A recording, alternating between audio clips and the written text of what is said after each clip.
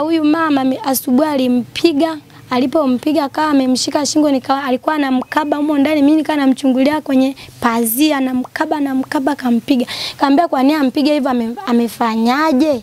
Akasema kwamba alikuwa anakomba mboga. Eti amepakua asubuhi tunakula na hali mboga, akawa anakula sana mboga, ikabidi ampige. Lakini kitendo cha kuingia ndani kutoka nikakuta ameshaondoka. Kumuuliza mfiwa, anasema alikuwa amekaa hapa.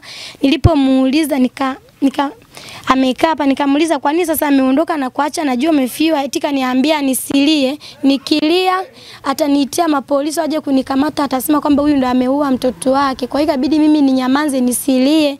Swala la kugundua ule mtoto kwamba amefariki aligundua mama Kennedy mwenyewe. Kwa sababu ule mtoto wakati tunamuingiza ndani alikuwa bado hajafariki.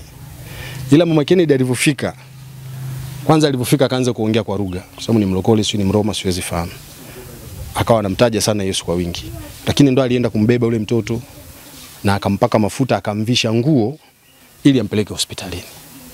Na ndipo alipobaini yeye mtoto amefariki. Kwa miaka 3 nyuma au 4 au 5 alishawahi kukamatwa na jeshi la polisi akiwa amemfanyia ukatili mfanyakazi wa ndani. Na aliondoka katika mazingira ambayo yalikuwa ya kiutata, hawakuelewa majirani ameenda wapi, ametokaje, na baada tu ya tukio pia hata hakutoa taarifa kwa majirani kuashiria kwamba kuna tukio la msiba limetokea hapa kwake.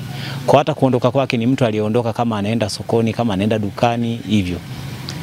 Kwa hiyo hakuonekana hata polisi wakati wanafika. Nafikiri mpaka leo asubuhi umekucha hapa, nyumba kama hivi tunavyoona imefungwa, hawapo, familia nzima haijulikani iko wapi. Uchunguzi wa awali, yani wa postmortem, ulionyesha kwamba marehemu alipata majeruhi mbalimbali ambayo yanaonekana ni kwamba kupigwa na kitu kisichokuwa na ncha kali.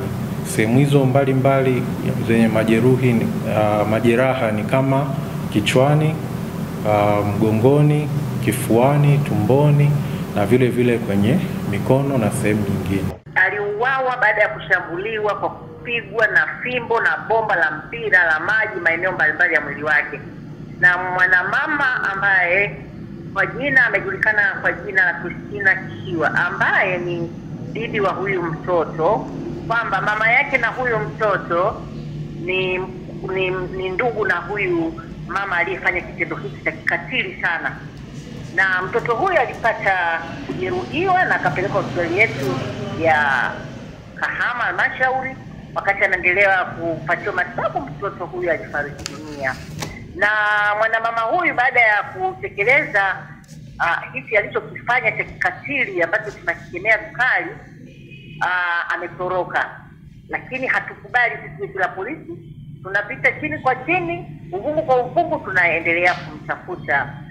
Tuliendelea kufuatilia kwa nini amemtandika huyu mtoto wa miaka 3 namna hii. Eti kisa kwamba kwa maelezo ya mashuhuda hakumwamkia asubuhi na jioni, lakini haka katoto kalijikojolea. Kwa hiyo akashikwa na hasira akamtandika mpaka mtoto huyu baadaye alifikia mauti.